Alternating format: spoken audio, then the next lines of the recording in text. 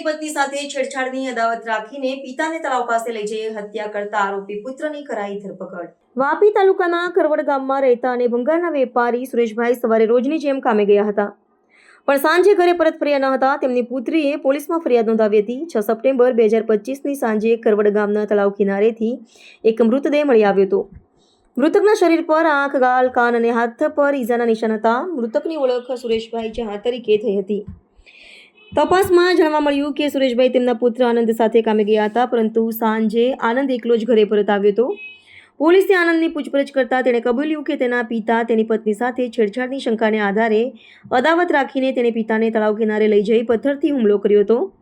હત્યા બાદ મૃતદેહને તળાવમાં ફેંકી દીધો હતો। ડુંગરા પોલીસે આરોપી આનંદને કોર્ટમાં રજૂ કરતા તેને જ્યુડિશિયલ કસ્ટડીમાં મોકલી આપ્યો હતો। વાપીના ડુંગરા પોલીસ સ્ટેશન વિસ્તારમાં આવેલ કરવડ ગામના તળાવ કિનારે એક અજાણ્યા ઈસમની લાશ મળેલી, જે બાબતે પોલીસને જાણ થતાં પોલીસ તાત્કાલિક ઘટના સ્થળે પહોંચી ગયેલી અને લાશને પ્રાથમિક દ્રષ્ટિએ જોતા ઈજાના નિશાનો જણી આવેલ, જેથી આ અજાણ્યા પુરુષની કોઈ હત્યા કરી હોય એવું પ્રાથમિક દ્રષ્ટિએ જણાઈ આવતું હતું।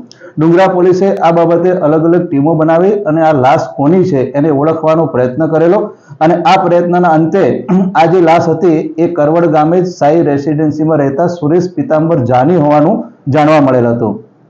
ત્યારબાદ પોલીસે આ સુરેશ પિતાંબર જાના પરિવારજનો એમની પુત્રીની ફરિયાદ લઈ અને ગુનો રજીસ્ટર કરેલ અને તપાસ શરૂ કરેલ। આ તપાસના અંતે પોલીસે એક આરોપીની ધરપકડ કરેલ છે। આ આરોપીનું નામ છે આનંદ સુરેશ પિતાંબર જા, એટલે કે જે મરણ જનાર હતા એનો જ પુત્ર હોવાનું તપાસમાં સામે આવ્યું છે।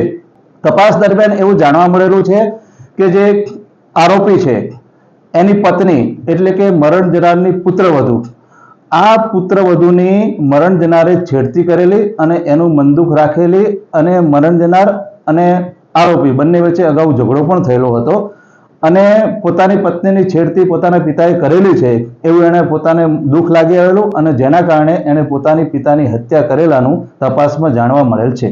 બનાવના દિવસે આરોપી અને મરણ જનાર એટલે બંને પિતા પુત્ર જે ભંગાર લે વેચનો ધંધો કરે છે, આ ધંધા માટે બંને ઘરેથી સાથે નીકળેલા હતા અને ભંગારની દુકાને જઈ પોતાનો લે વેચનો ધંધો પતાવી અને ત્યારબાદ પાછા ઘરે જતા હતા। એ દરમિયાન આ કરવડ તળાવના કિનારે એના પુત્રએ એના પિતાની હત્યા કરેલી અને પોતે ત્યાંથી એકલો ઘરે પાછો આવેલો હતો।